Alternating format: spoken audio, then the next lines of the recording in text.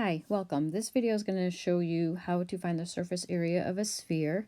And let's just start with what the formula for that is. The surface area for a sphere is 4 times pi times r squared. Usually you will be using a calculator for that, and hopefully you can find one that will do the order of operations for you. So you can just type in the expression 4 times pi times whatever the radius squared is, and it will do the order of operations for you. If not, you're going to have to remember to do the radius squared first, and then multiply by pi, and then multiply by 4.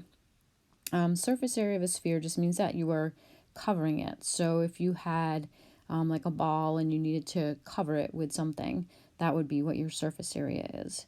So let's just start. This first picture we have here is a sphere, and they actually did give us the radius, and the radius is 8. So we are going to do 4 times pi, and the norm is to use 3.14 times 8 squared. So what you can see is I wrote down what I'm going to type in the calculator. I feel like that's really valuable to do because it kind of just organizes your thoughts before you get going. And then after that, you can just grab your calculator. And this gave me 803.84. Need a decimal point in there. Our units are meters, as you can see in the picture there. And whenever you're dealing with area, whether it's surface area, lateral area, or just plane area, you need to have squared units.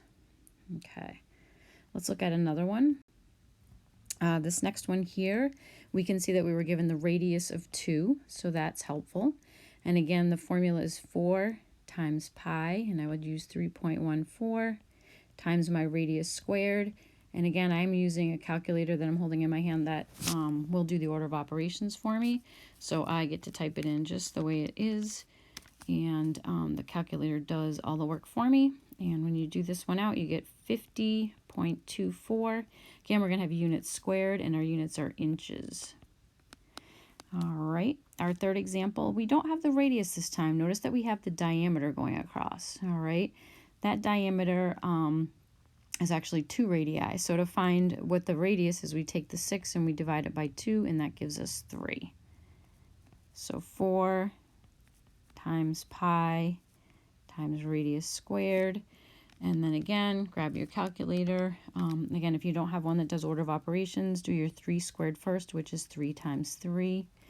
And then once you get that, multiply by 3.14 and then times 4. And you will come up with an answer of 113.04 centimeters squared. So the technique is pretty simple for this.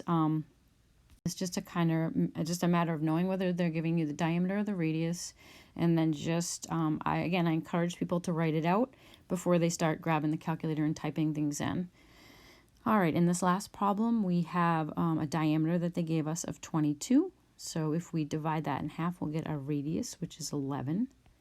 So 4 times pi times 11, and it needs to square that.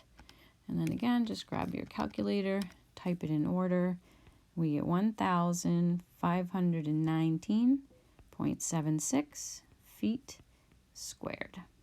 All right, I hope this helped. Thank you.